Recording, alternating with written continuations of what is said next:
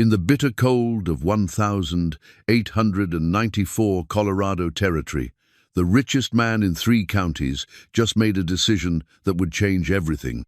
Elias Icebrand. Carrington owned more silver than most banks, but his grand manor felt emptier than a ghost town. So he placed an advertisement for a maid-someone to bring order to his cold, silent halls. What stepped off that creaking stagecoach wasn't what any man would expect. Lily Mae Sutton arrived pregnant, widowed, and with twin 6-year-old boys in tow. Most men would have sent her packing on the next stage out. But when a dangerous creditor rides in claiming her boys as payment for her dead husband's gambling debts, this cold-hearted cowboy faces a choice that will test everything he thought he knew about family, honor, and what it means to be truly wealthy. Will the man they call Icebrand risk his fortune and his carefully guarded heart to protect a ready-made family he never saw coming?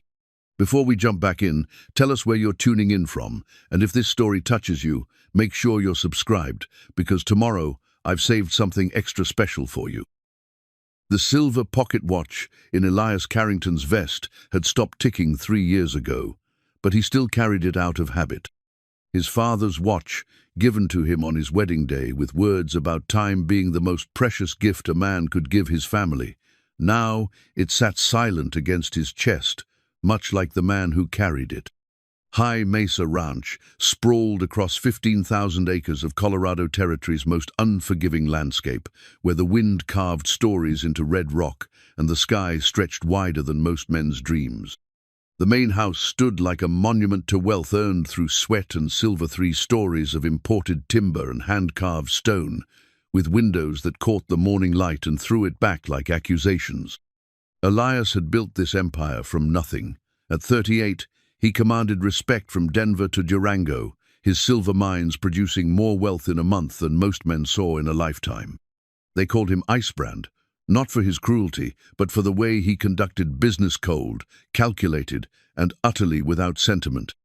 A handshake with Elias Carrington was worth more than most men's signed contracts, and his word carried the weight of law in 3 counties. But the man who could move mountains with a telegram couldn't seem to warm the echoing halls of his own home. The advertisement had been simple enough. Wanted, housekeeper for gentleman's estate. Must be reliable, discreet, and capable of maintaining a large household. Excellent wages for the right person. Apply in person at High Mesa Ranch, Colorado Territory. He dictated it to his foreman, Jake Morrison, 3 weeks ago, when the silence in the house had grown so thick it felt like walking through mud. Jake had raised an eyebrow, the closest thing to questioning his boss, the weathered cowboy, ever dared. "You sure about this, boss? House has been empty since." "Since my business," Elias had cut him off, the same way he'd been cutting off that conversation for 3 years. Just post the advertisement. Now, as he stood on the wide front porch watching the dust cloud that announced the approaching stagecoach, Elias wondered if he'd made a mistake. The October wind cut through his wool coat like a blade, carrying the scent of snow from the high peaks. Winter came early and stayed late in this country, and he'd learned to prepare for long, cold seasons. The stagecoach rattled to a stop in front of the house, its wooden wheels grinding against the packed earth. The driver, a grizzled man named Pete, who'd been running this route for 20 years, climbed down and began untying luggage from the roof. 3 passengers had made the journey from Tona, traveling salesman who'd already climbed back aboard after stretching his legs, a young man heading to the mining camps, and the woman who'd answered his advertisement. Elias had expected someone older, perhaps a widow past her childbearing years, who needed steady work. What he hadn't expected was the young woman who carefully stepped down from the coach, her hand pressed to her rounded belly, her dark hair pinned neatly despite the long journey. She moved with the cautious grace of someone carrying precious cargo, and when she looked up at the house, her green eyes held both determination and uncertainty. But it was the 2 small figures who tumbled out after her that made Elias's chest tighten with an emotion he'd spent 3 years trying to forget.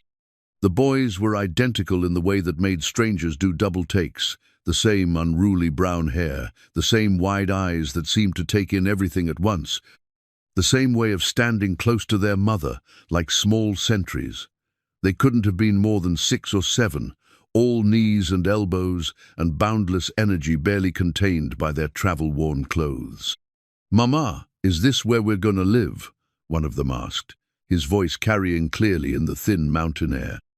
"Hush now, Caleb," the woman replied, though her voice held no real rebuke. "We'll see." The other boy, Jesse, Elias supposed had already spotted the horses in the corral and was tugging at his mother's skirt. "Look, Mama, real cowboys." Elias descended the porch steps, his boots ringing against the wood. The woman straightened when she saw him approaching, and he caught the slight lift of her China gesture he recognized from years of reading people. She was scared, but she wouldn't show it. "Mrs. Sutton, I presume?" His voice came out rougher than intended, as if he'd forgotten how to speak to anyone who wasn't a business partner or ranch hand. "Yes, sir. Lily Mae Sutton." She offered a small curtsy, which seemed oddly formal given the circumstances. "These are my boys, Caleb and Jesse. I hope that is, I wasn't sure if you'd still have need of." "You're not what I expected." The words slipped out before he could stop them, and he saw her flinch slightly. Hell.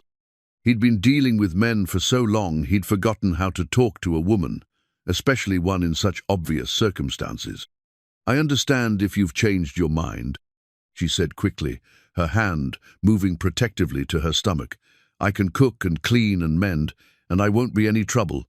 The boys are good boys. They won't." "How far along?" he interrupted, then felt heat rise in his cheeks. It wasn't a question, a gentleman asked, but the practical side of him needed to know what he was getting into.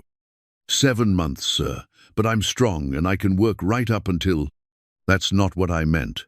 He studied her face, noting the fine lines around her eyes that spoke of recent grief, the way she held herself with dignity, despite obvious exhaustion. "When did you lose your husband?" Her composure cracked slightly. 3 months ago. Fever took him quick. She swallowed hard. He left us with some debts, and I thought it might be best to start fresh, somewhere new.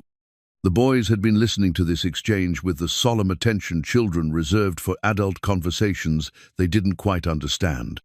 Caleb stepped closer to his mother, while Jesse continued to stare at the horses with undisguised longing.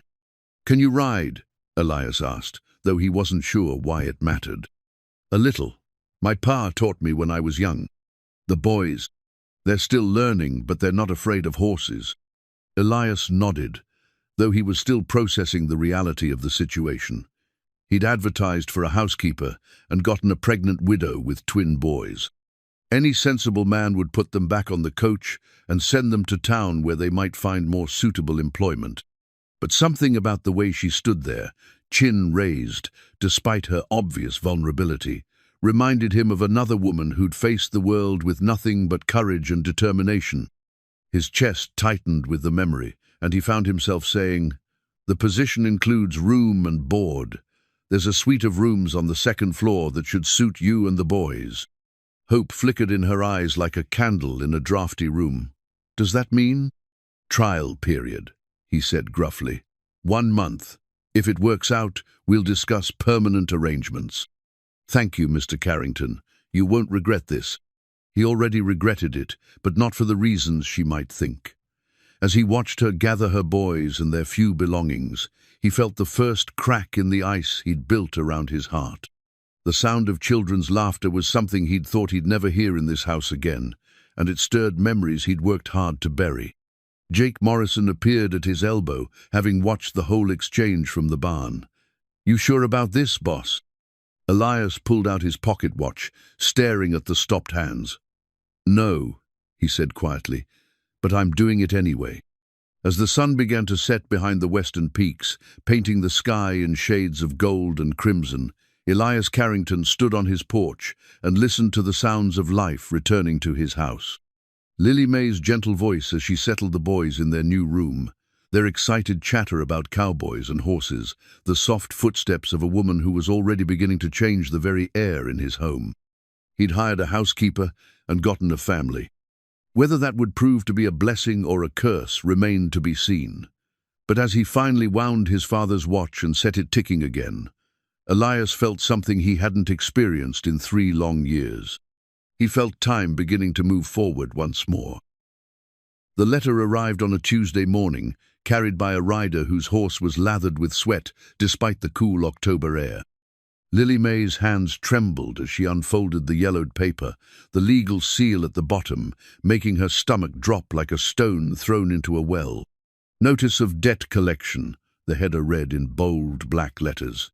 To Mrs. Lily May Sutton, widow of Thomas Sutton, deceased. She'd been scrubbing the kitchen floor when the knock came, her sleeves rolled up and her hair tied back with a piece of ribbon Jessie had found in the barn. The boys were outside with Jake Morrison, learning to curry the horse, a task that filled them with such joy she hadn't had the heart to worry about the propriety of it. For 2 weeks, High Mesa Ranch had felt like sanctuary. Now, as she read the cold legal language, that sanctuary crumbled around her like a house of cards. By order of the territorial court, you are hereby notified that all assets and chattel belonging to the estate of Thomas Sutton are subject to seizure for satisfaction of debts owed to Silas Grimm, creditor, in the amount of $3,847.5, plus accumulated interest and fees.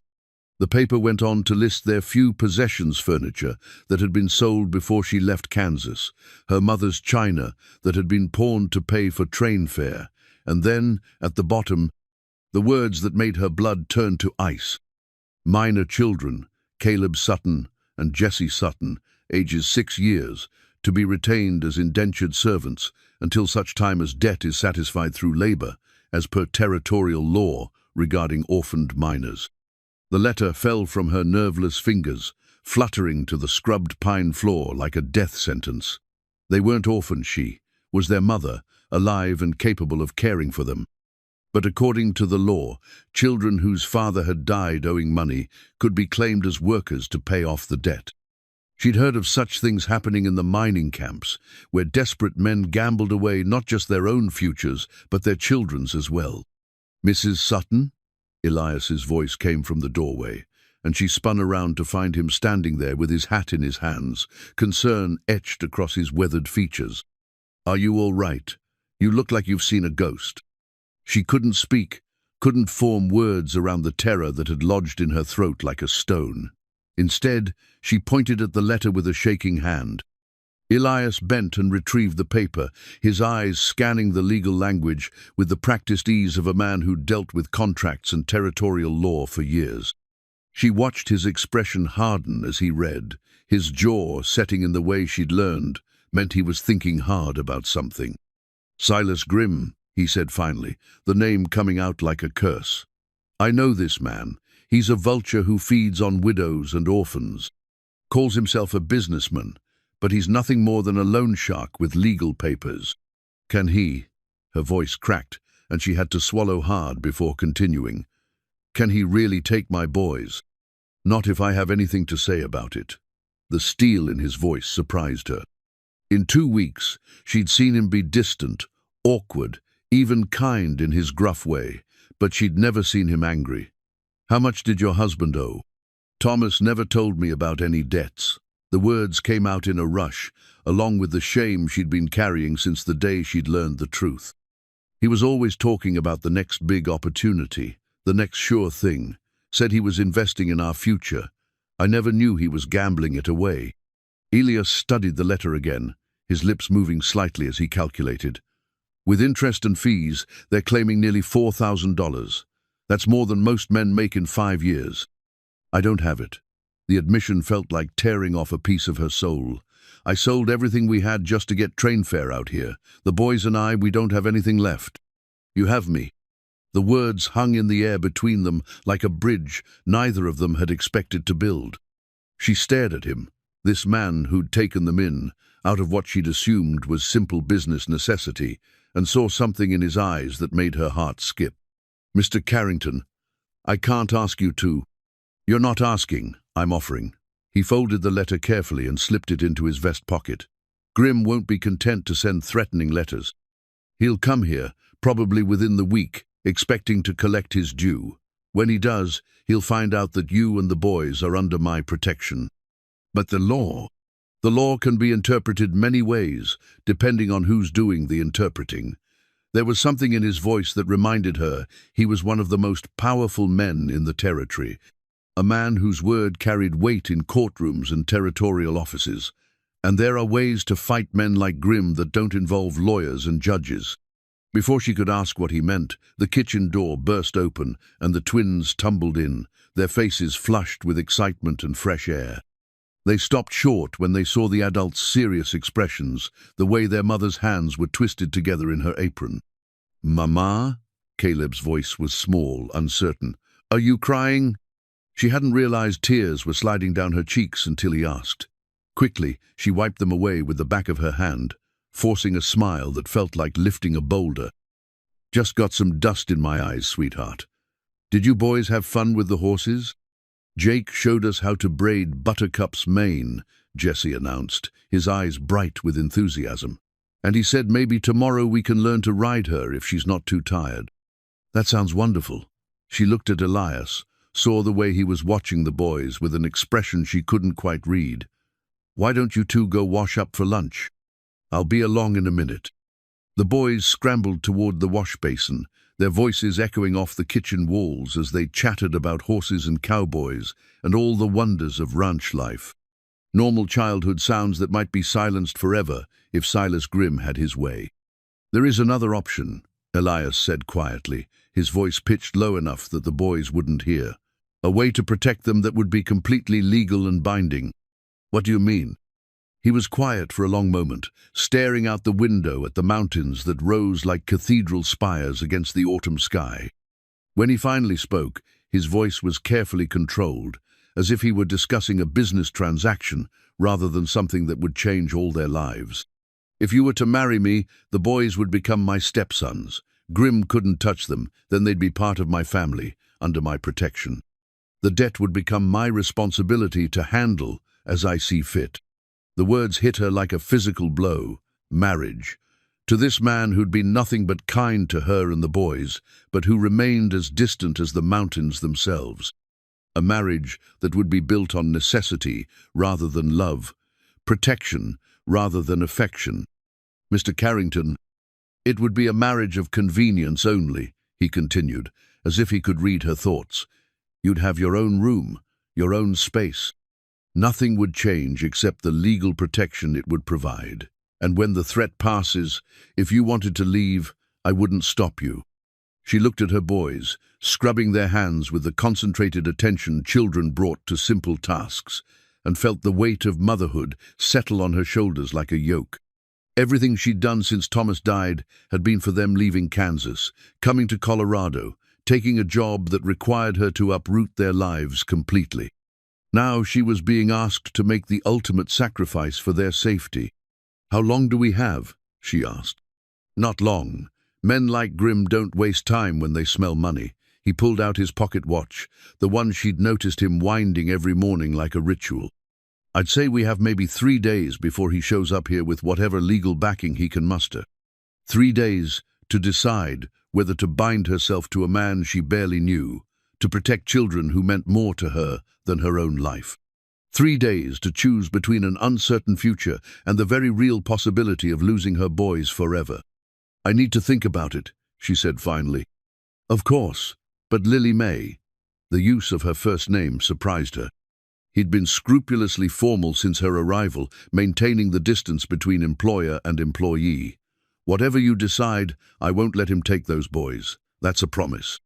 She nodded, not trusting her voice to remain steady. As she watched him leave the kitchen, his boots ringing against the wooden floor, she wondered if she was about to make a bargain that would save her children's future or destroy any chance she had of finding happiness again. Outside, the wind picked up, rattling the windows and carrying the scent of snow from the high peaks. Winter was coming early to Colorado territory, and Lily Mae Sutton was about to discover that sometimes the coldest storms were the ones that raged inside the human heart. The cornbread recipe had been her grandmother's, passed down through 3 generations of women who'd learned that the secret to a good home wasn't just in the ingredients, but in the love you stirred into the batter. Lily May stood at the kitchen counter, her hands working the golden meal into something that would fill the house with warmth and the promise of comfort. She'd been thinking about Elias's proposal for 2 days now, turning it over in her mind like a puzzle piece that didn't quite fit. Marriage of convenience. The words felt strange on her tongue, formal and businesslike, in a way that made her heart ache for what she'd lost with Thomas. Their marriage hadn't been perfect, gambling had seen to that, but it had been built on love, on the breathless excitement of 2 young people who believed they could conquer the world together. This would be different. This would be a contract, a legal arrangement designed to protect her boys from a man who saw them as nothing more than unpaid labor. But as she watched Elias through the kitchen window, saw the way he patiently showed Caleb how to properly hold a bridle, she wondered if there might be more to this cold, distant man than he let the world see. "Smells like heaven in here," Jake Morrison said, pushing through the kitchen door with his hat in his hands. The foreman had become a regular visitor to the kitchen, drawn by the smells of home cooking and the sight of children's faces pressed against the windows. "Just cornbread," she replied, wiping her hands on her apron. "Should be ready in about 10 minutes.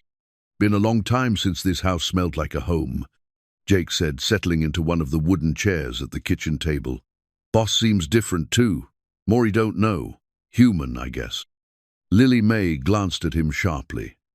In the 2 weeks since her arrival, Jake had become something of a confidant, the kind of man who said little but observed everything. If anyone knew what lay beneath Elias Carrington's frozen exterior, it would be him. "He's been kind to us," she said carefully. "Kind." Jake rolled the word around like he was testing its flavor. "Yeah, I suppose that's one way to put it. Question is, what's he told you about why he's the way he is?" "It's not my place to ask." "Maybe not, but it might be your place to know." Jake leaned forward, his weathered hands folded on the table, "especially if you're thinking about staying permanent. Like." The cornbread timer chose that moment to chime, saving her from having to respond. She pulled the golden loaf from the oven, its crust perfectly browned and its scent filling the kitchen with the promise of nourishment. Outside, she could hear the boys' laughter as they played with a litter of barn kittens they'd discovered that morning. "He lost them, didn't he?" she said quietly, not looking at Jake. "A wife and child." "Wife and baby boy. Little thing wasn't even walking yet." Jake's voice carried the weight of old sorrow. "House fire 3 years ago. Boss was in Denver on business. Came home to find nothing but ash and heartbreak." Lily May's hands stilled on the cornbread, understanding flooding through her like cold water. The stopped watch he'd been carrying. The way he'd looked at her boys that first day, with something that might have been longing or pain. The empty, echoing halls of a house built for a family that would never fill it. "That's when he became Icebrand," Jake continued. "Before that, he was just Elias. Laughed easy, loved hard, had dreams about filling this place with children and grandchildren. After he locked all that away like it was something dangerous. But he's been good to the boys. Better than good. I've seen him watching them when he thinks nobody's looking. Seen him carve little toys when he thinks we're all asleep. Man's got a heart buried under all that ice, and those boys of yours are chipping away at it whether he likes it or not." The kitchen door opened, and Caleb and Jesse tumbled in, their faces flushed with excitement and their clothes dusty from playing in the barn. They stopped short when they saw Jake, their natural exuberance dimming slightly in the presence of an adult they didn't know as well. "Afternoon, boys," Jake said, his gruff voice gentling automatically. "How are those kittens treating you?" "There's 5 of them," Jesse announced, his shyness forgotten in the face of important news. "And the orange one likes to sleep in my lap." "That's because you're warm and still," Caleb added, with the wisdom of someone who'd observed his brother carefully. "Mama, can we keep one, please?" Lily May looked at her sons, their faces bright with hope, and felt her heart twist. They'd lost so much in the past few months, their father, their home, the security of a settled life. The simple joy of playing with kittens was a reminder of the childhood they deserved to have. "We'll have to ask Mr. Carrington," she said carefully, This is his ranch, after all. Ask me what? Elias's voice from the doorway made them all turn. He stood there with his hat in his hands, his dark hair showing the impression of the brim, and his eyes moving from the boys to the cornbread cooling on the counter to Lily May's flour-dusted apron. The boys were wondering if they might be able to keep one of the barn kittens, she said, bracing herself for his refusal. A man who'd locked away his heart wouldn't want the complication of pets, especially not for children who might not even stay. But instead of the expected no, Elias crouched down to the boy's level, his expression serious as he considered their request. Which one? The orange one, Jessie said immediately. He's the friendliest, and he already knows his name. What name? Pumpkin, Caleb announced. Because he's round and orange like a pumpkin. Pumpkin, Elias repeated, and there was something in his voice that made Lily May's chest tighten.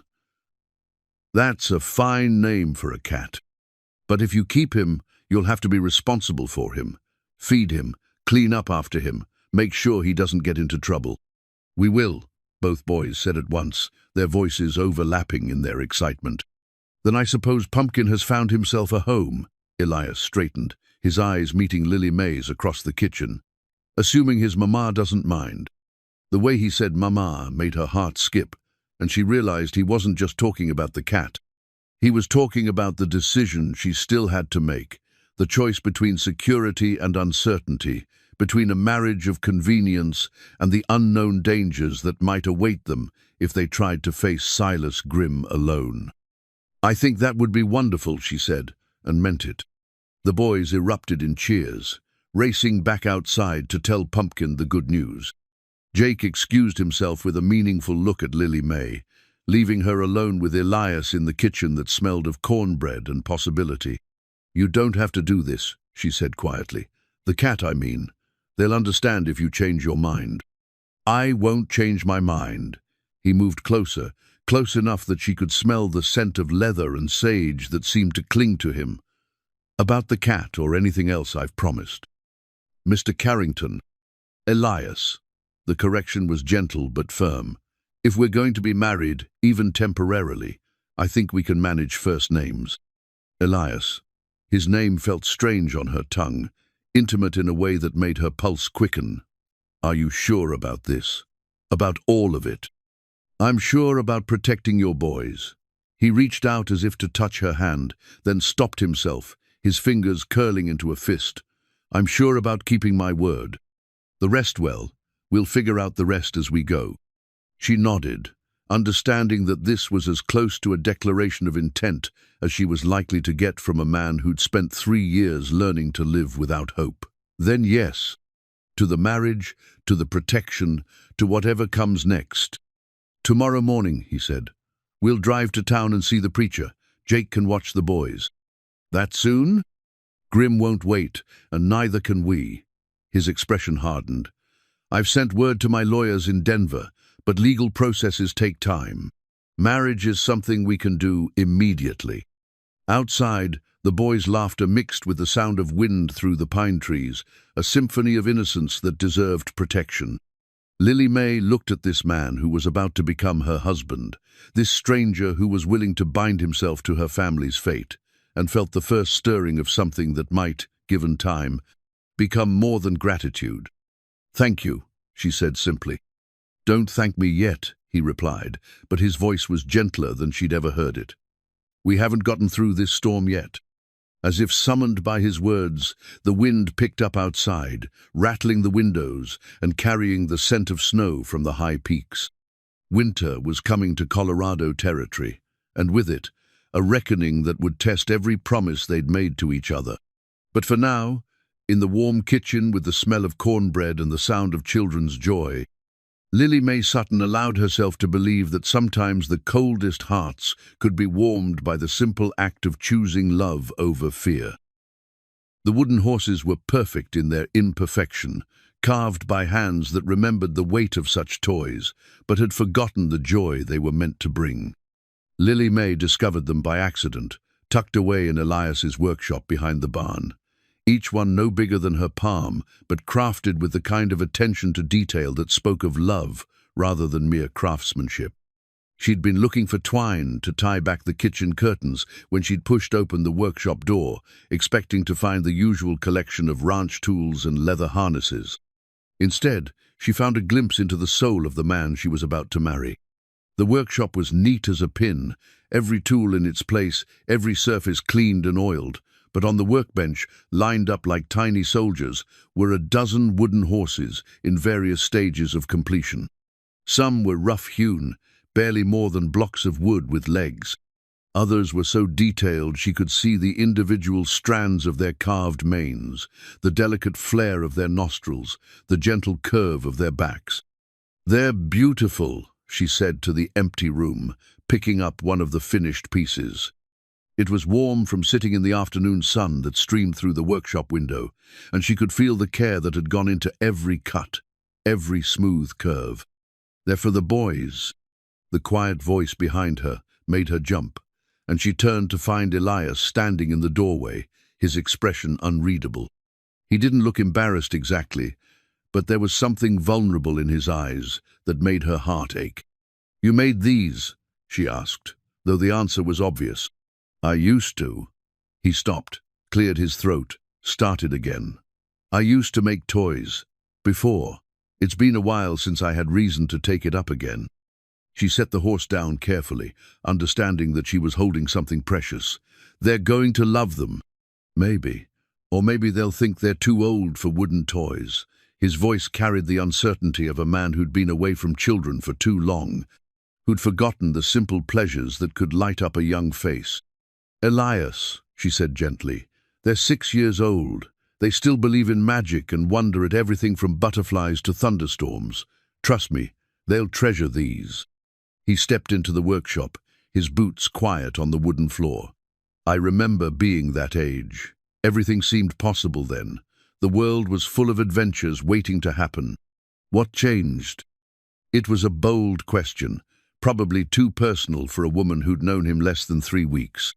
But something about the workshop, about the careful way he handled the wooden horses, made her feel like she was seeing the real man beneath the ice-brand reputation.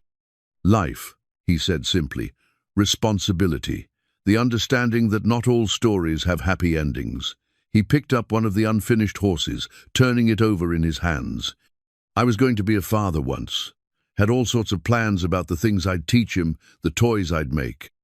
When that got taken away, I put the tools aside and figured I'd never need them again. But you kept them." "I kept them." He met her eyes, and she saw a flicker of the pain Jake had told her about. "Guess some part of me never gave up hope completely." The admission hung between them like a bridge, delicate and new. Lily May felt the weight of it, the trust he was placing in her by sharing something so personal. Tomorrow they would stand before a preacher and make vows that were meant to be practical, protective, nothing more than a legal arrangement. But in this moment, surrounded by the toys he'd carved for her boys, she realized that marriage, even a marriage of convenience, might become something neither of them had planned for. "The boys have been asking about you," she said, changing the subject before the moment became too heavy. "They want to know if you'll teach them to ride properly. Would you be comfortable with that?" The question surprised her. Thomas had never asked her opinion about what the boys should learn or do. He'd made decisions and expected her to support them, even when those decisions led to gambling debts and broken promises. "I think they'd benefit from having a man's guidance," she said carefully. "They've been without their father for months now, and they need stability," he finished. "Structure. Someone they can count on."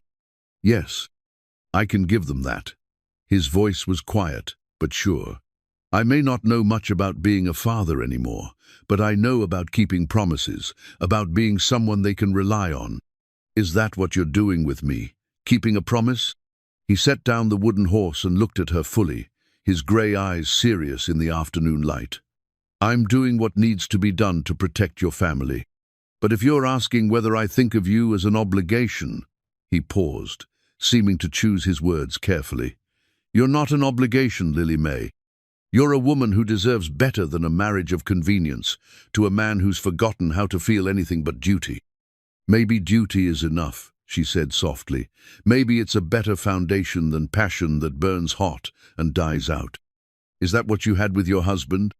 The question was asked gently, but it still made her chest tighten. Thomas was a good man with a weakness for taking chances. He loved us, but he loved the excitement of the next big opportunity more. In the end, his passion for gambling destroyed everything he claimed to care about. And you think duty would have served you better? I think consistency would have served us better. Reliability, the knowledge that the man I'd married would put his family's welfare above his own desires. She met his eyes. You're offering me all of those things. I'm offering you a cold marriage to a man who may never love you the way you deserve to be loved. The honesty of it should have stung, but instead, it felt like a gift. No false promises, no declarations he couldn't keep, just truth, plain and simple. Then we understand each other, she said. We're both offering what we can and asking for what we need. That's more honest than most marriages start with. He nodded, but she could see something in his expression that might have been regret. The boys will need winter coats. Colorado cold isn't like Kansas cold. I'll see what I can manage with the household allowance. No, he said firmly. If we're doing this, if we're making this work, then you don't scrimp and save for necessities. The boys are about to become my stepsons. I'll provide for them properly. Elias. And you'll need things too. Warmer clothes, boots that can handle mountain snow, a wedding dress if you want one. I don't need. It's not about need. His voice was gentler now, almost tender. It's about making sure you have what you deserve. Even if this marriage isn't what either of us planned, you deserve to feel like a bride, not like a woman entering a business arrangement. The kindness in his words made her throat tight. A simple dress will be fine, nothing fancy. We'll see. He moved toward the door, then paused. Lily May, those horses, when do you think would be a good time to give them to the boys? She understood. He was asking for more than timing. He was asking for permission to step into the role of the man who gave gifts, who thought about what would make children smile. Maybe tomorrow night, she said, after we're married, a way to mark the beginning of our new family. Our new family, he repeated, as if testing the words. I like the sound of that. As he left the workshop, Lily May remained behind, surrounded by the evidence of his secret hope. The wooden horses seemed to watch her with their carved eyes, witnesses to a conversation that had revealed more than either of them had intended. Outside, she could hear the boys playing with Pumpkin, their laughter mixing with the sound of wind through the pine trees. Tomorrow, she would become Mrs. Elias Carrington, and those boys would gain a stepfather who carved toys in secret and worried about their winter coats. It wasn't the marriage she'd dreamed of as a young woman, but it was something solid and real and built on honesty. Perhaps that was enough, perhaps it was more than enough. As she picked up the most beautiful of the wooden horses, feeling its smooth surface warm under her fingers, Lily May allowed herself to hope that duty and kindness might, given time, grow into something deeper. Something that could warm even the coldest heart during the long Colorado winter that lay ahead. The marriage certificate was simpler than Lily May had expected. Just a piece of paper with their names, written in the territorial clerk's careful script, witnessed by Jake Morrison and the preacher's wife, sealed with red wax that looked like drops of blood in the afternoon light. By the power vested in me by the territory of Colorado, I now pronounce you husband and wife, Reverend Matthews said, his voice carrying the weight of authority and blessing. You may kiss the bride. The silence that followed stretched like a held breath. Lily May stood in her simple blue dress, the nicest one she owned, and watched uncertainty flicker across Elias's face. They hadn't discussed this moment, hadn't talked about the physical aspects of their arrangement beyond his assurance that she would have her own room and her own space. Finally, he leaned forward and pressed a chaste kiss to her cheek, his lips barely brushing her skin. It was the touch of a gentleman, respectful and careful, but it sent an unexpected warmth through her that had nothing to do with the autumn sun streaming through the church windows. Congratulations, Mrs. Carrington, he said quietly, and the name sounded strange and wonderful on his lips. The ride back to the ranch was quiet, filled with the sound of wagon wheels on packed earth and the distant call of hawks circling overhead. The boys chatted excitedly about their new stepfather and the promised riding lessons, while Pumpkin dozed in Jessie's lap, a ball of orange fur that had quickly claimed his place as the family pet. "Will things be different now?" Caleb asked, as they turned onto the ranch road. "Now that you're married to Mr. Elias?" "Some things," Lily May said carefully. "But the important things, the way we love each other, the way we take care of each other, those will stay the same." "Will he really teach us to ride?" "I'll teach you to ride," Elias said, speaking directly to the boys for the first time since they'd left the church. "And to rope cattle, and to read the weather, and anything else you want to learn about ranch life." "Can we call you Pa?" Jesse asked, his voice small and hopeful. The question hung in the air like a challenge. Lily May held her breath, watching Elias's profile as he considered his answer. She could see the tension in his shoulders, the way his hands tightened on the reins. "You can call me whatever feels right to you," he said finally.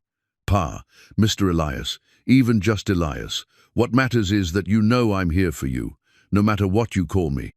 "I think I'd like to call you Pa," Jesse said after a moment's consideration. "If that's all right." "It's all right," Elias said, his voice rough with emotion. "It's more than all right."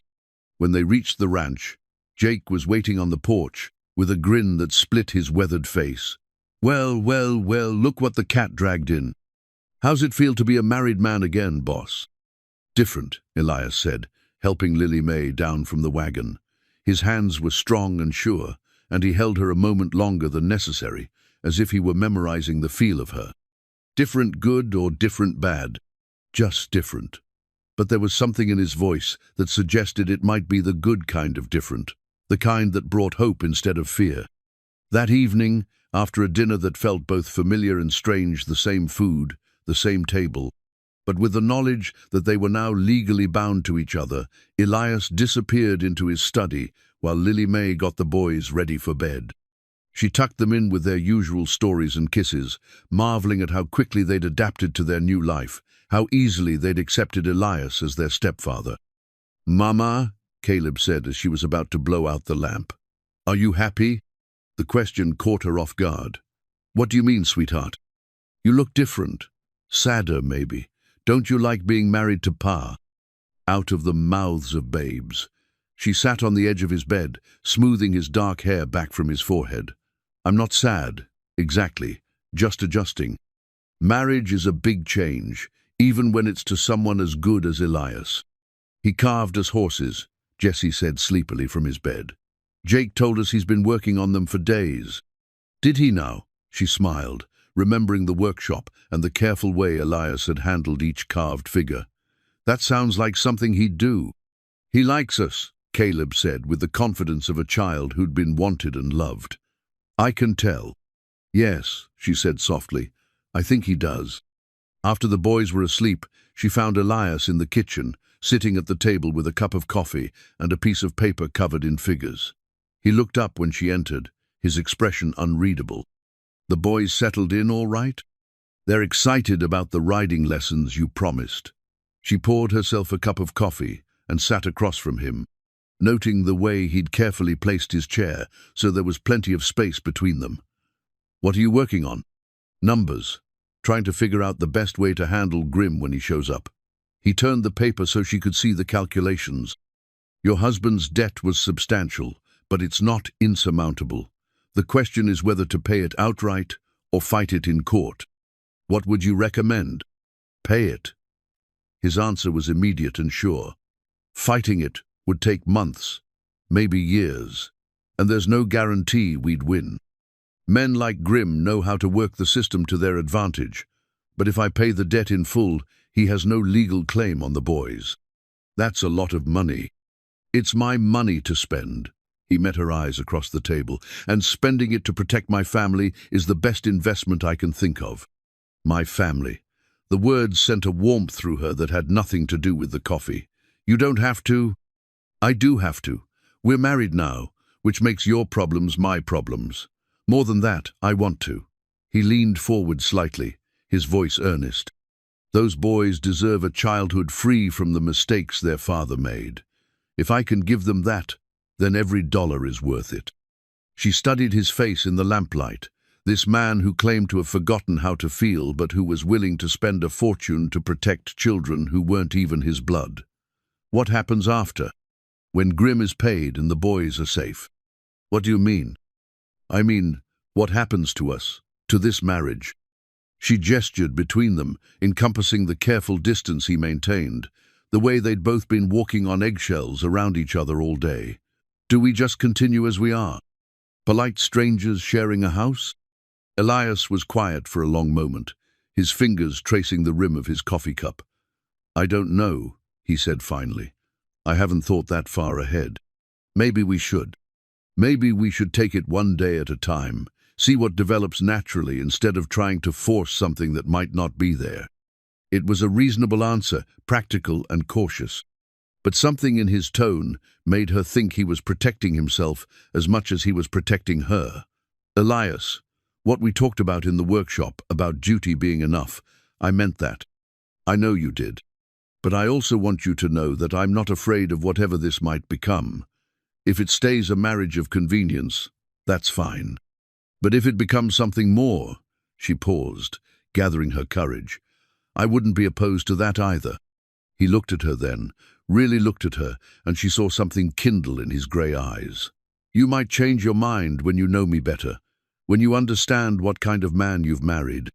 What kind of man is that? The kind who's forgotten how to love anything that can be taken away. His voice was low, almost a whisper. The kind who spent 3 years building walls so high and thick that I'm not sure they can be torn down. Walls can be taken down brick by brick, she said gently. It just takes time and patience. And what if there's nothing worth finding behind them? Then we'll deal with that too. She reached across the table, covering his hand with hers. It was the first time she'd touched him voluntarily, and she felt him tense beneath her fingers. But I don't think that's what we'll find. He stared down at their joined hands for a long moment, then slowly turned his palm up to clasp her fingers. You're taking a hell of a risk, Lily Mae Carrington. The sound of her new name made her heart skip. Maybe. But so are you. A knock at the kitchen door interrupted the moment, sharp and insistent in the quiet house. Elias was on his feet instantly, his body moving between her and the door, with a protectiveness that was pure instinct. Stay behind me, he said quietly, pulling a pistol from beneath his vest. She hadn't even known he was armed. The knock came again, more demanding this time. Through the window, she could see the outline of a man on horseback, his face hidden in the shadows. Carrington, a voice called out. I know you're in there.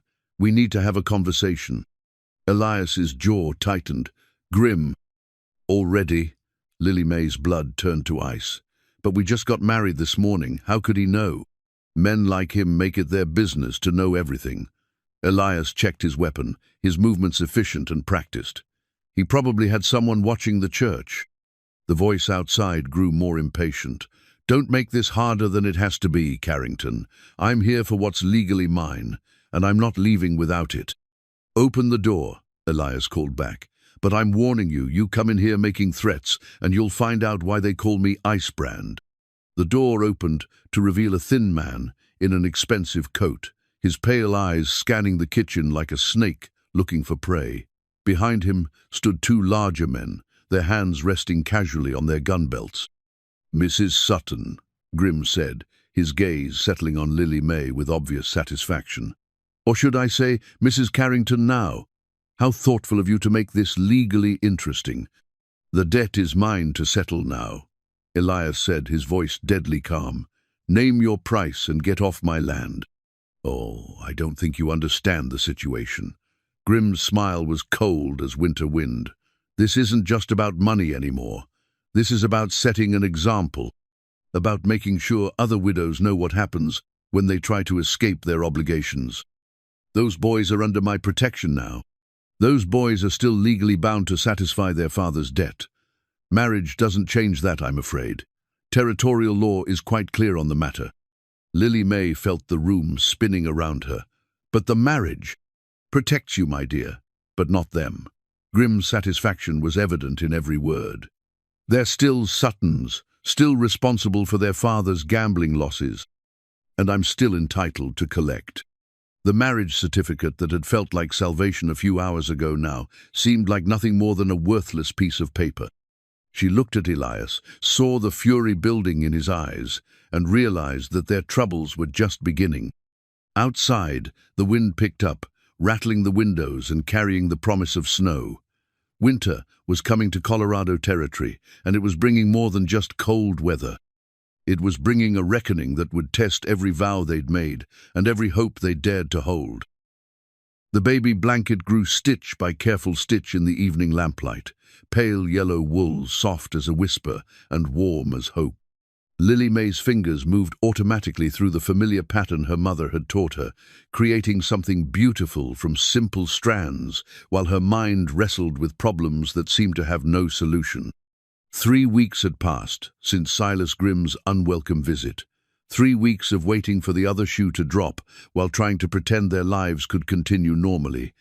Elias had hired lawyers in Denver and sent telegrams to territorial officials, but the legal wheels turned slowly, and Grimm wasn't the type of man to wait patiently for official rulings. "The cattle are missing again," Elias said from the kitchen doorway, his voice tight with frustration. 20 head this time, all from the north pasture. Lily May looked up from her knitting, noting the lines of exhaustion around his eyes. He'd been riding fence lines and checking herds from dawn to dusk, trying to stay ahead of the rustlers who seemed to know exactly when and where to strike. "Jake thinks it's connected to Grimm? Has to be. The timing's too convenient to be coincidence." He slumped into the chair across from her, running a hand through his dark hair. "He's trying to bleed me dry, make it so expensive to keep the ranch running that I'll be forced to give up the boys. Will it work? Not a chance in hell." The steel in his voice reminded her why men called him Icebrand. "I've got resources he can't even imagine, but it's the principle of the thing that galls me. Using my own cattle to fund his war against my family. My family." Even after 3 weeks of marriage, the words still sent a warm flutter through her chest, especially when he said them with such fierce protectiveness, as if defending them was the most natural thing in the world. "The boys asked me today when you'd have time to teach them to rope," she said, changing the subject to something that might ease the tension in his shoulders. "They've been practicing with Jake, but they want to show you what they've learned." "Tomorrow," he said immediately. "I'll make time tomorrow, even if I have to let the rustlers take every cow on the place." She smiled at the determination in his voice. "They'll like that. They've been working so hard to impress you." "They don't need to impress me. They just need to be themselves." He watched her fingers work the yellow wool, his expression softening. "How are you feeling? You've been looking tired lately." The concern in his voice was genuine, and it made her heart flutter in a way that was becoming disturbingly familiar. Over the past weeks, the careful politeness between them had gradually given way to something warmer, more intimate. Not romantic exactly, but comfortable in a way that felt like the beginning of something deeper. "I'm fine, just the usual aches and pains." She pressed a hand to her swollen belly, feeling the baby's answering kick. "This little one is getting restless. I think he's ready to meet the world." "He? Or she? I just have a feeling it's a boy." She held up the blanket, examining her progress. "Thomas always said he wanted a daughter next, someone to spoil and protect. But I think another boy would fit better with our family now." "Our family," Elias repeated, as if testing the words. "I like the sound of that more every day." "Do you?" The question came out more vulnerable than she'd intended, revealing the uncertainty that still plagued her quiet moments. "Even when this baby arrives, and the house is full of chaos and noise." "Especially then," he leaned forward, his eyes serious.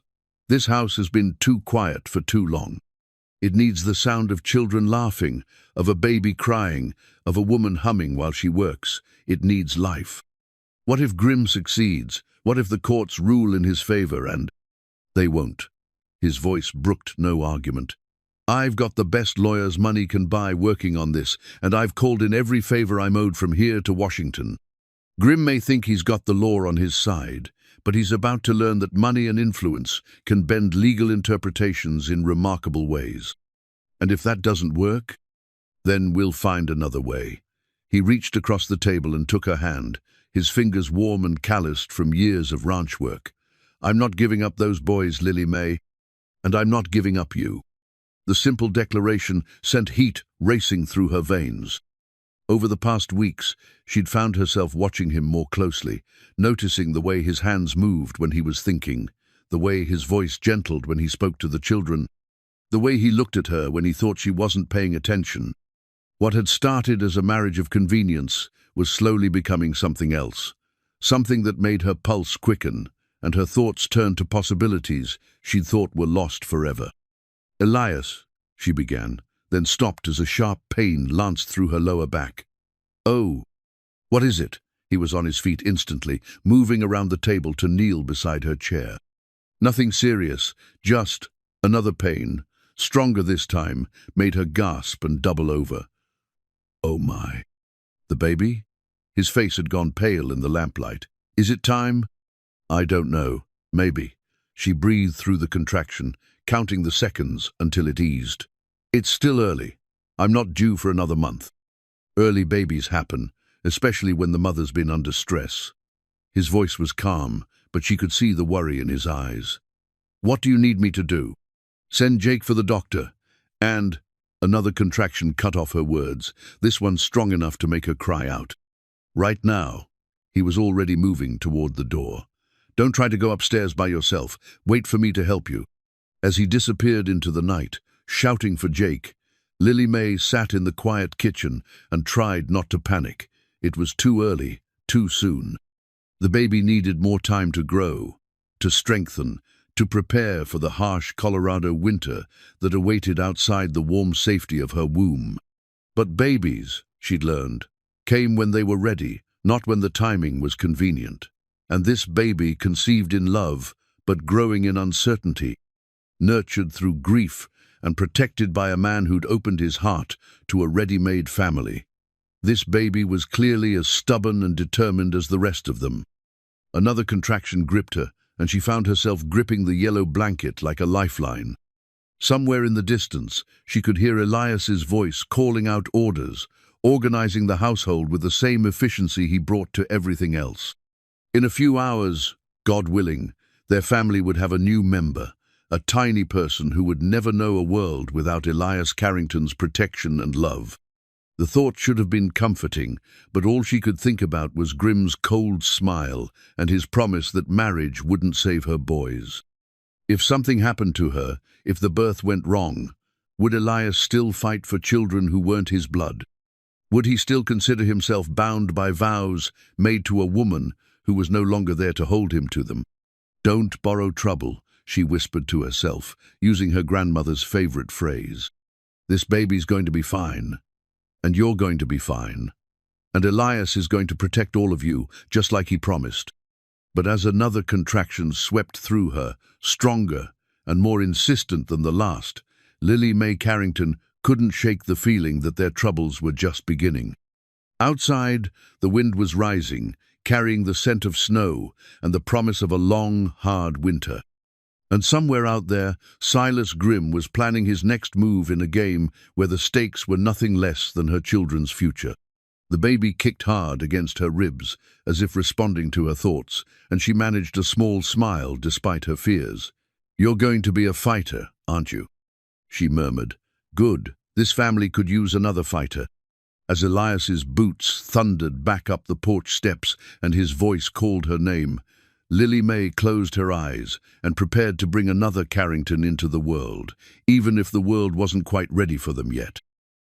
The photograph was hidden beneath a false bottom in Elias's desk drawer, wrapped in oiled cloth like a sacred relic. Lily May discovered it by accident while searching for paper to write a shopping list, her fingers finding the hidden catch that released the secret compartment. She almost put it back without looking a woman's instinct for respecting her husband's privacy, but something about the careful way it had been preserved made her pause. When she finally unwrapped the cloth, her breath caught in her throat. The tintype showed a younger version of Elias, his face open and unmarked by the shadows that now lived in his eyes. Beside him stood a petite woman with dark hair and a gentle smile. And between them, cradled in the woman's arms, was a baby who couldn't have been more than 6 months old.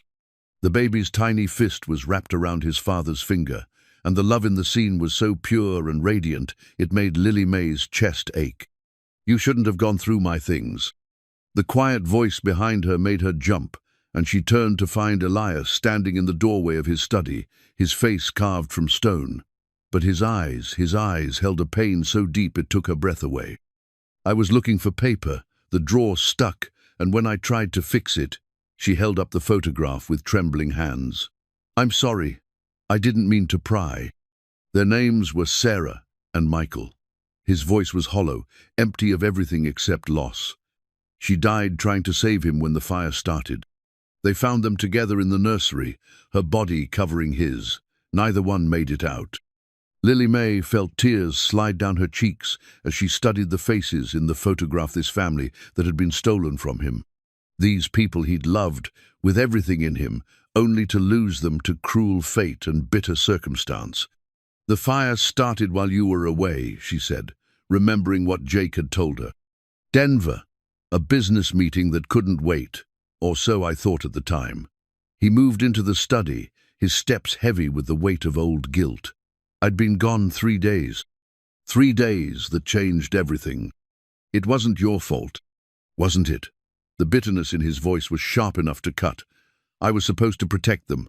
That's what a husband does, what a father does. I was supposed to be there. You couldn't have known. I could have stayed home." He took the photograph from her hands, staring down at the faces of his lost family. "I could have put them first instead of chasing after another business deal, another opportunity to make more money than we could ever spend. I could have been the man they deserved instead of the man I thought I needed to be." The raw pain in his voice made her want to reach for him, to offer the comfort of human touch, but something in his posture warned her away. This was a wound that had never healed, a guilt that had festered for 3 years without relief. "How old was he?" she asked gently. 8 months, just learning to crawl, starting to pull himself up on furniture. A ghost of a smile crossed his face. "He had Sarah's eyes, but my stubborn streak. The doctor said he was going to be tall like me. He was beautiful." They both were. He set the photograph on his desk, his fingers lingering on the glass. "I buried them together, in the little cemetery outside town. Sarah with Michael in her arms, just like they were found. And then you became Icebrand. And then I became someone who couldn't be hurt like that again." He looked at her finally, his grey eyes empty of everything except exhaustion. Someone who didn't love anything that could be taken away. The words hung between them like a chasm, and Lily May felt the ground shift beneath her feet. For weeks, she'd been falling in love with this man slowly, carefully, but inevitably. She'd begun to believe that their marriage of convenience might become something real, something lasting. Now she understood the true depth of the walls he'd built around his heart. "Is that why you married me?" she asked, her voice barely above a whisper. "Because you knew you could never love me the way you loved her. I married you to protect your boys." "That's not what I asked." He was quiet for a long moment, staring out the window at the mountains that rose like barriers against the sky. "I thought it would be safer," he said finally. "For both of us. A marriage based on duty rather than love, practical rather than passionate. No one gets hurt that way. And now I'm beginning to think I was a fool to believe I could control something like that." He turned back to her, and she saw the fear in his eyes, not of death or violence or financial ruin, but of caring too much about something that might be lost. "You and those boys are breaking down every wall I built, piece by piece, and I don't know how to stop it." "Maybe you're not supposed to stop it." "Maybe I am." His voice was rough with emotion. "Because if I let myself love you, really love you, and something happens to you or the baby or the boys, I won't survive it this time. I barely survived it before." The admission hung in the air between them, raw and honest and heartbreaking. Lily May looked at this man who'd risked everything to protect her family, who'd opened his home and his name to strangers because it was the right thing to do. and realized that his greatest act of courage wasn't facing down Silas Grimm or defending his ranch from rustlers.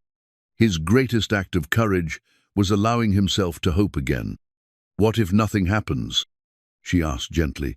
"What if we're lucky enough to grow old together, to watch our children become adults and have children of their own? What if love doesn't end in loss this time? What if it does? Then at least we'll have had something beautiful while it lasted." She moved closer, close enough to see the gold flecks in his grey eyes. "Elias, loving someone doesn't guarantee they'll be taken from you. Sometimes it just means you get to keep them." "I can't." He started to turn away, but she caught his arm. "Yes, you can. You're already doing it." She gestured toward the photograph, toward the evidence of his capacity for deep, abiding love. "You love them completely, without reservation, and that love didn't die when they did. It's still there, still part of who you are. It's what made you fight for my boys, what made you willing to marry a stranger to keep them safe." "That's different." "Is it? Because from where I'm standing, it looks like the same kind of love that made you carve wooden horses in secret and worry about winter coats and teach 6-year-old boys how to rope cattle." Her voice grew stronger, more certain. "You can't unlove people, Elias. You can only decide whether to let that love make you bitter or let it make you brave." He stared at her for a long moment, and she could see the war being fought behind his eyes, the battle between fear and hope, between the safety of numbness and the terrible, wonderful risk of caring again. "I'm scared," he said finally, the words barely audible. "So am I." She took his hand, lacing their fingers together. "But I'd rather be scared with you than safe without you." Outside, the wind picked up, rattling the windows and carrying the scent of snow from the high peaks. Winter was coming to Colorado territory, and with it would come the final confrontation with Silas Grimm and whatever forces he'd aligned against them. But for now, in the quiet study with the photograph of his first family bearing witness, Elias Carrington was taking the first tentative steps toward allowing himself to love again. It was a beginning, fragile and uncertain, but real, and sometimes, Lily May thought as she felt the baby stir within her, beginnings were enough. Sometimes they were everything. The ranch deed lay spread across Elias's desk like a battle plan, its legal language and official seals representing everything he'd built over 15 years of backbreaking work. Henderson had just left after examining Lily May, pronouncing her labor false, but warning that the real thing could begin at any time. The stress, he'd said, wasn't good for mother or baby. "You can't seriously be considering this," what Jake Morrison said, staring at the document that would transfer ownership of High Mesa Ranch to Silas Grimm in exchange for the boys' freedom. "This place is your life's work." "My life's work doesn't mean anything if I can't protect my family."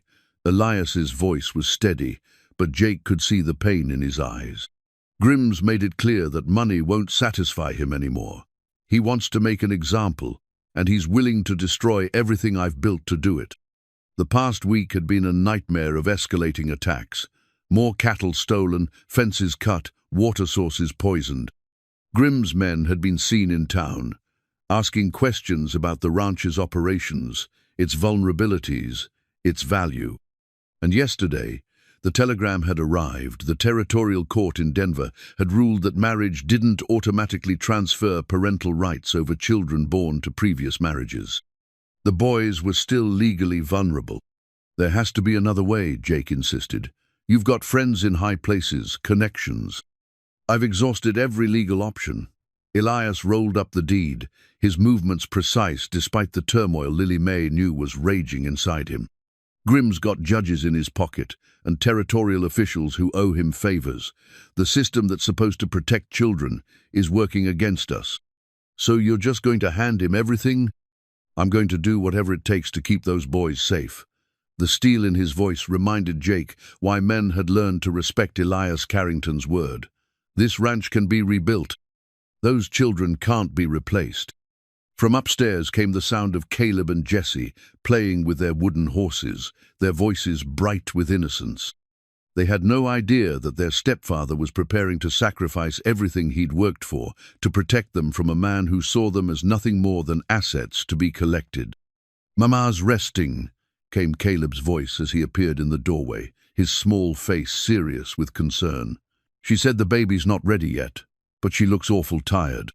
"I'll check on her in a minute," Elias said, his voice gentling automatically when he spoke to the boy.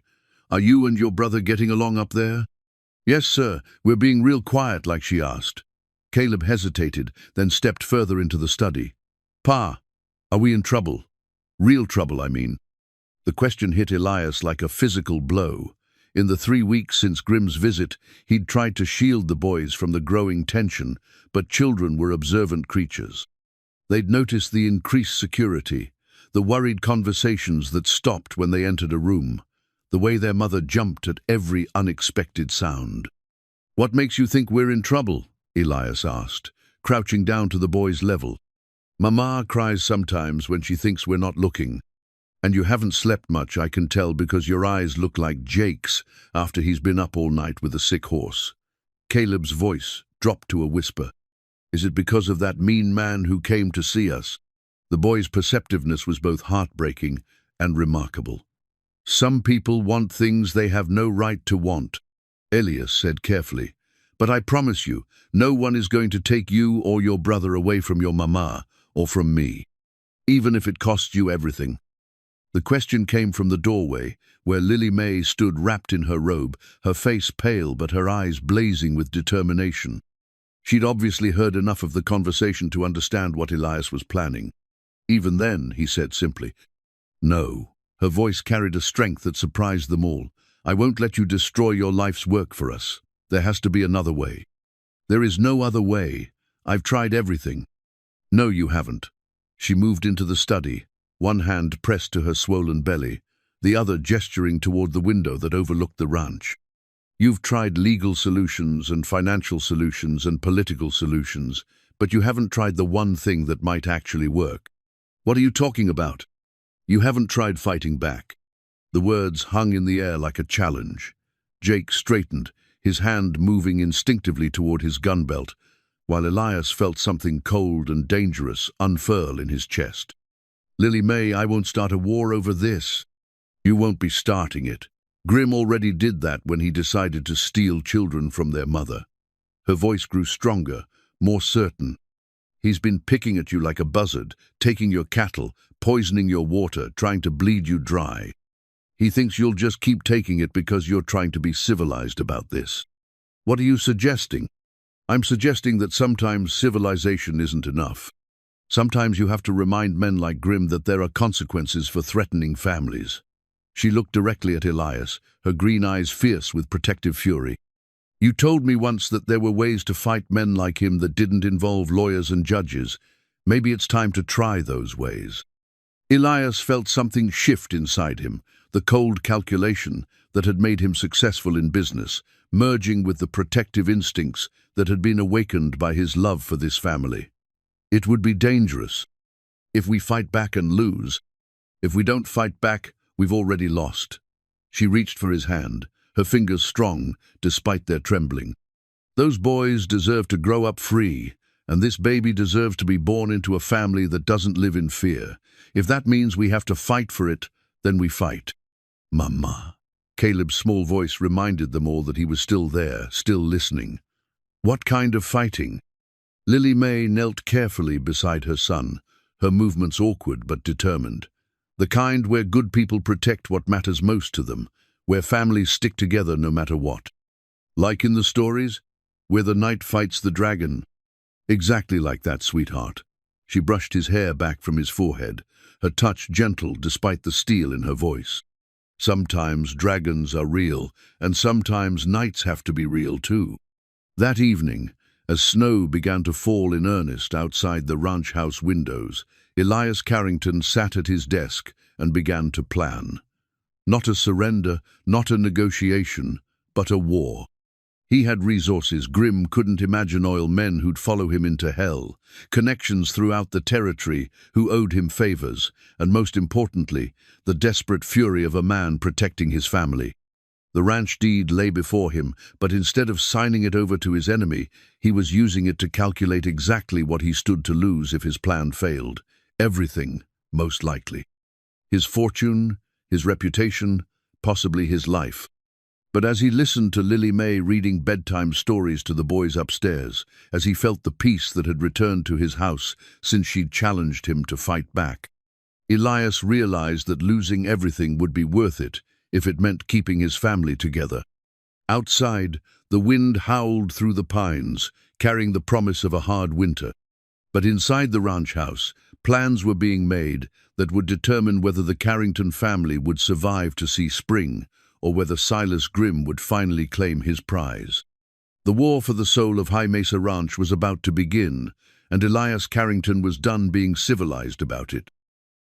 The loaded rifle felt familiar in Elias's hands, its weight and balance as natural as breathing after years of defending his land and livestock from wolves, bears, and worse predators. He crouched behind the stone wall that bordered the main pasture, Jake Morrison beside him with his own weapon ready, while the first grey light of dawn crept across the snow-covered landscape. "They'll come with the sunrise," Jake whispered, his breath forming clouds in the frigid air. "Grimm's not the type to attack in full dark, too much chance of his own men getting hurt." Elias nodded, his eyes scanning the tree line, where Grimm's forces would likely emerge. Yesterday's intelligence had been clear. 12 men, heavily armed, with orders to take the boys by force if necessary. The territorial marshal had been conveniently called away on urgent business, leaving High Mesa Ranch without official protection. "The boys?" Elias asked quietly. "Safe in the root cellar with Mrs. Carrington. Tommy's watching over them with his shotgun." Jake shifted position slightly, his weathered face grim with determination. "She didn't want to hide, but the baby—" "I know." Elias's jaw tightened as he remembered Lily May's protests, her insistence that she could fight alongside them despite her condition. It had taken all his persuasive power to convince her that protecting their unborn child was the most important thing she could do. "If this goes badly—" "It won't." Jake's voice carried absolute certainty. "We've got the high ground, superior positions, and we're fighting for something that matters more than money. They're just hired guns doing a job." The sound of horses moving through snow reached them from the forest, muffled but unmistakable. Elias felt the familiar calm that always settled over him before a fight, the cold focus that had earned him his nickname.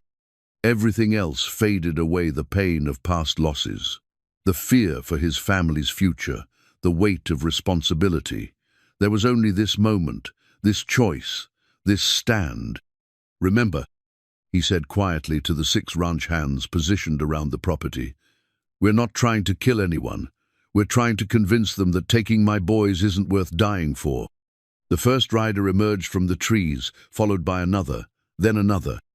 Grimm himself was easy to spot, even at a distance, the expensive coat, the arrogant posture of a man who'd never been told no by anyone who mattered.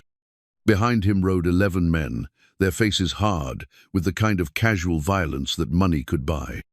"Carrington," Grimm's voice carried clearly across the snow-covered pasture. "I know you're out there. Let's end this like civilized men." Elias rose slowly from behind the stone wall, his rifle held ready but not quite aimed. "You're trespassing on my land, Grimm. Turn around and ride away." "You know why I'm here." Grimm urged his horse forward, stopping just outside rifle range. "Those boys belong to me, and I'm taking them today. You can make this easy or hard, but the result will be the same. The only thing that belongs to you is a bullet if you try to take my children." Grimm's laugh was cold as the winter wind. "Your children? You've known them less than 2 months. They're nothing to you but charity cases." "They're everything to me." The words came out with absolute conviction, surprising Elias with their truth. When had Caleb and Jesse become more than just Lily May's boys? When had their safety become more important than his own life? "And I'll die before I let you touch them." "That can be arranged." Grimm raised his hand, and his men began to spread out, moving to flank the ranch house. "You're outnumbered and outgunned, Carrington. Surrender now, and maybe your pretty wife gets to keep her other children." The threat against Lily May and the unborn baby made something savage unfurl in Elias's chest. "Jake," he said quietly, never taking his eyes off Grim. "Yes, boss? Time to remind these gentlemen why they call me Icebrand." The first shot came from the tree-lin not from Grim's men, but from one of Elias's own hands positioned in a pine tree. The bullet kicked up snow inches from the lead rider's horse, sending the animal dancing sideways and its rider scrambling for his weapon. "Warning shot," Elias called out. "The next one won't miss." Grim's men opened fire in response, their bullets chipping stone from the wall and whining overhead. Elias dropped back into cover, his rifle speaking with deadly precision. He wasn't trying to kill not yet, but each shot found its mark, sending Grim's hired guns diving for cover or clutching wounded arms and shoulders. "Spread out," Grim shouted to his men. "Circle around to the back." But Elias had anticipated this. As three riders broke away from the main group, trying to reach the rear of the house, they found themselves facing Tommy Martinez with his shotgun and Bill Stevens with his hunting rifle. The sharp crack of gunfire echoed across the valley, punctuated by the shouts of men and the screaming of frightened horses. "They're pulling back," Jake reported, rising slightly to get a better view. "Lost 2 men already, and the rest are spooked." Elias felt a grim satisfaction, but he knew this was just the beginning. Men like Grim didn't give up easily, especially not when their reputation was at stake. He'll regroup and try again, probably wait until dark. "Boss," Tommy's voice carried from the house, tight with urgency, "you need to get in here." Elias's blood turned to ice. "Lily May? The baby's coming." The world seemed to stop around Elias. Here he was, in the middle of a gunfight to protect his family, and his wife was about to give birth. The timing couldn't have been worse, more terrifying. "Go," Jake said, reading his expression. "We can hold them off." "I can't leave you." "You can and you will," Jake's voice brooked no argument. "That woman needs you more than we do right now. We'll keep Grim busy until you're ready to finish this." Elias looked at his foreman, this man who'd stood by him through everything, and felt a rush of gratitude so strong it nearly overwhelmed him. "Don't let them get close to the house." "Not a chance in hell." Staying low, Elias ran for the house, bullets kicking up snow around his boots. Behind him, Jake and the other hands kept up steady fire, making Grim's men pay for every inch of ground they tried to claim. Inside the house, Elias found controlled chaos. Lily May was in their bedroom, her face pale but determined, while Dr. Henderson, who'd arrived just before the shooting started, worked with calm efficiency. "How is she?" Elias asked, moving to Lily May's side. "Stubborn as a mule and twice as strong," the doctor replied with a slight smile. "This baby's coming whether we're ready or not." Lily May gripped Elias's hand, her fingers surprisingly strong. "The boys?" "Safe in the cellar. Tommy's watching them." He brushed sweat, dampened hair from her forehead. "You just focus on bringing our baby into the world." "Our baby," she whispered, and smiled despite the pain. I liked the sound of that. Outside, the gunfire continued sporadically, punctuated by shouted orders and the sound of horses moving through snow. Grim was probing for weaknesses, testing their defenses, but so far Jake and the hands were holding the line. "Another contraction coming," Lily May said through gritted teeth. And Elias felt helpless in a way that gunfights and business negotiations had never made him feel. This was completely out of his control, dependent on forces he couldn't influence with money or determination. All he could do was hold her hand and pray that his family would survive the night. The baby's first cry pierced the night, like a declaration of war against the chaos surrounding them. Strong, healthy, and undeniably alive, the sound cut through the sporadic gunfire outside and filled the bedroom with something precious and new. "It's a girl," Dr. Henderson announced, his weathered face creasing into a smile as he cleaned the tiny, squirming infant. "Perfect in every way." Elias stared at the baby, his daughter. He realized with a jolt that went straight to his heart and felt something fundamental shift inside him.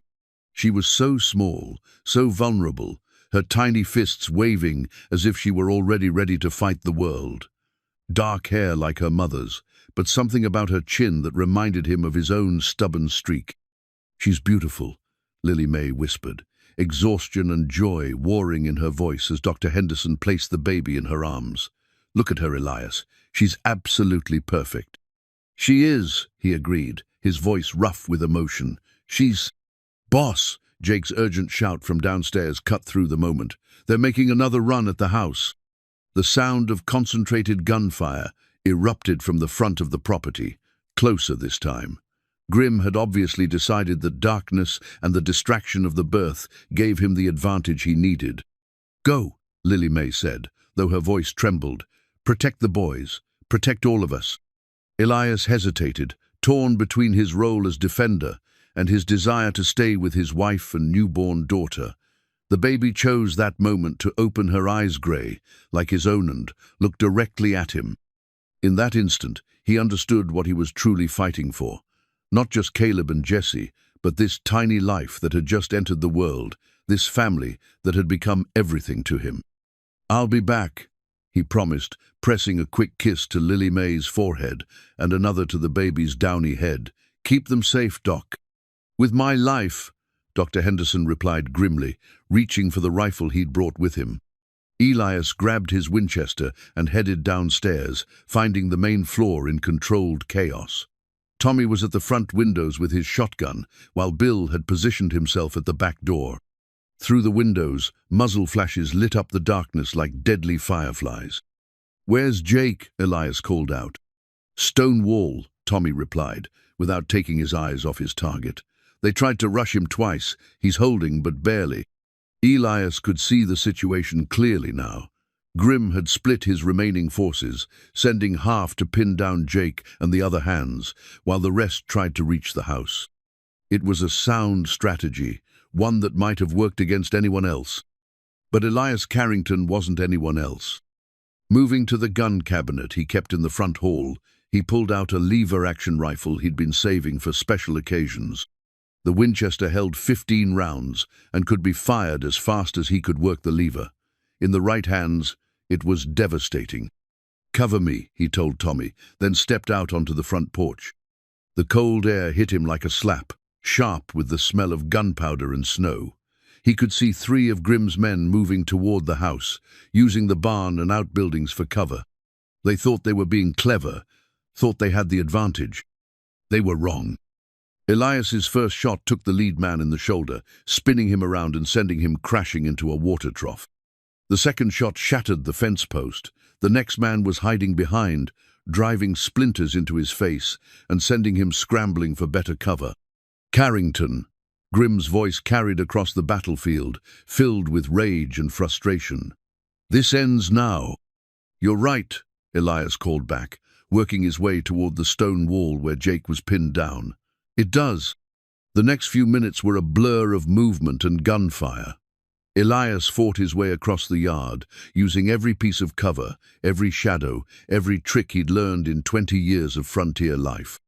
His rifle spoke again and again, each shot precise and calculated to wound rather than kill. He wasn't a murderer, but he was absolutely willing to make Grim's men reconsider their career choices. "About time you showed up," Jake gasped, as Elias slid into cover beside him. The foreman was bleeding from a graze on his temple, but his eyes were bright with combat fever. "Got tired of playing house?" "Shut up and reload," Elias replied, but he was grinning despite the circumstances. "How many are left?" "Maybe 6, including Grim himself, but they're getting desperate. Couple more minutes and they'll either charge us or retreat." "Let's make sure it's retreat." Elias rose slightly, scanning the darkness for targets. "Where's Grim?" "Behind the barn with 2 of his boys, been trying to work around to the back door." That was unacceptable. Grim was trying to get into the house where Lily May lay exhausted from childbirth, where their newborn daughter slept in her mother's arms, where Caleb and Jesse waited in frightened silence. "Cover me," Elias said, checking his rifle. "I'm going to end this." "Boss, that's suicide." "No," Elias replied, thinking of the baby's grey eyes and Lily May's trusting smile. That's what fathers do. He moved like a ghost through the darkness, using skills he'd learned hunting deer and elk in terrain, far more challenging than his own ranch. The snow muffled his footsteps, and the chaos of the gunfight covered any small sounds he might have made. Grim never saw him coming. "Drop your weapons," Elias said quietly, his rifle barrel pressed against the back of Grim's neck. "Tell your men to stand down." Grim stiffened but didn't move. "You won't shoot me in cold blood, Carrington. You're too civilized for that." "Maybe I was," Elias agreed. "But that was before you threatened my family, before you tried to steal my children, before you forced me to fight a war to protect the people I love. They're not your children." "Yes, they are." The words came out with absolute certainty. "Every one of them. And if you ever come near my family again, I'll show you just how uncivilized I can be." The fight went out of Grim all at once. Maybe it was the steel in Elias's voice, or maybe it was the realization that he'd pushed a patient man too far. Either way, he called out to his remaining men. "Stand down. We're done here." As the gunfire slowly died away and Grim's defeated force began to retreat, Elias felt a profound sense of completion. He'd protected his family, defended his home, and proven that some things were worth fighting for, no matter the cost. Behind him, the ranch house glowed with warm lamplight, and somewhere inside, his wife and newborn daughter waited for him to come home. Caleb and Jesse would emerge from the cellar to find their world safe once again, their future secure. It was enough. It was everything. The family Bible was old leather and worn pages, its spine cracked from years of faithful use. Elias opened it carefully to the family record section, where generations of Carringtons had recorded their most important moments: births, marriages, deaths, and all the milestones that marked a life well lived. Spring had come early to Colorado territory, melting the snow from the high peaks and filling the meadows with wildflowers. It had been 4 months since the night Grim had finally learned the hard way that some things were worth more than money. 4 months since little Grace Carrington had announced her arrival to the world with a cry that cut through gunfire and fear alike. "What are you writing?" Lily May asked from the kitchen doorway, baby Grace sleeping peacefully in her arms. The infant had grown into a content, healthy child, with her father's grey eyes and her mother's gentle temperament, though Elias suspected she'd inherited his stubborn streak based on the way she fought sleep every night. "Family records," he replied, dipping his pen in the inkwell, "making everything official." She moved closer, reading over his shoulder as he wrote in his careful script.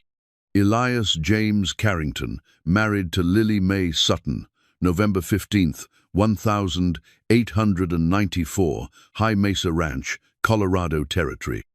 Children: Caleb Thomas Carrington, adopted; Jesse William Carrington, adopted; Grace Lily Carrington, born March 3rd, 1895. "You changed their names," she observed, her voice soft with emotion. "With their permission. They asked if they could be real Carringtons now, not just stepchildren." He set down the pen and looked at her, this woman who'd brought life and love back to his empty house. "I told them they'd been real Carringtons from the moment they walked through that door." From outside came the sound of laughter and horses' hooves, Caleb and Jesse practicing their roping with Jake Morrison, who'd become something of a grandfather figure to the boys. They'd both grown inches over the winter, their faces losing the pinched look of children who'd known too much uncertainty. Now they moved with the confidence of boys who knew exactly where they belonged. "Any word from Denver about Grim?" Lily May asked, settling into the chair beside his desk.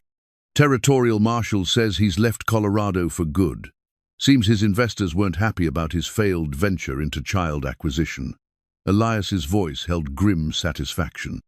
"Last anyone heard, he was heading to California with what was left of his money and a reputation that'll follow him wherever he goes. Good riddance." Indeed. He closed the Bible carefully, running his fingers over the worn leather cover. "Though I almost feel sorry for California." Lily May laughed, the sound as sweet to his ears now as it had been that first day when he'd realized his house was no longer empty. "You don't feel sorry for anyone who threatens children. It's one of the things I love most about you." The casual way she said love still made his heart skip, even after months of marriage. What had started as a practical arrangement had grown into something deeper and truer than either of them had dared to hope for. Not the desperate passion of his youth, but something steadier, more enduring, the kind of love that grew stronger through adversity rather than burning out when tested. "Speaking of the children," she continued, "Caleb asked me this morning if we were going to have more babies." "What did you tell him?" "That it was up to God and his parents to decide." She looked at him with a question in her green eyes. "What would you say?" Elias considered the question seriously. The house felt full now, alive with the sound of children's voices and the comfortable chaos of family life. But there was room for more love, more laughter, more little voices calling him Pa. "I'd say that Grace could probably use a younger brother or sister to boss around," he replied, "and that this house was built for a big family." "Is that a proposal, Mr. Carrington?" "It's a statement of intent, Mrs. Carrington." He leaned over and kissed her forehead, breathing in the scent of rosewater and baby powder that had become the perfume of home. "We've got time to fill all these rooms with children and grandchildren and maybe even great-grandchildren." "Ambitious man." "Hopeful man," he corrected.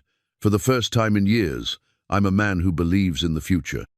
As if summoned by his words, Caleb and Jesse burst through the kitchen door, their faces flushed with excitement and their clothes dusty from the corral.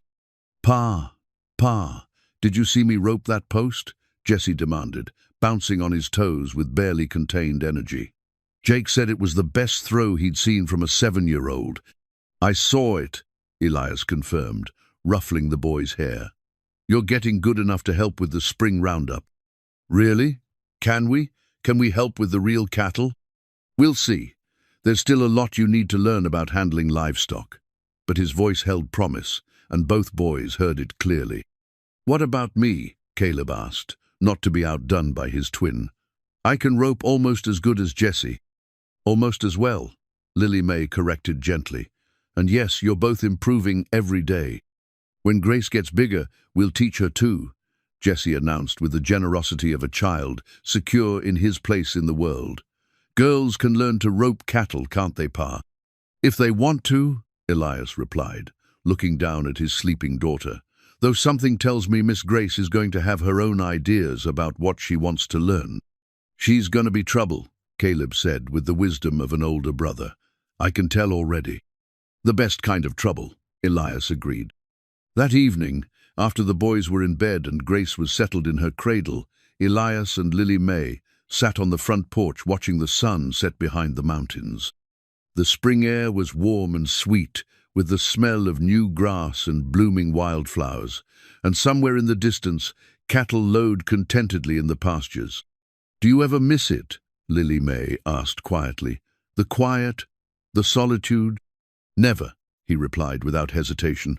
"I thought I wanted peace, but what I really wanted was this: family, purpose, something worth protecting.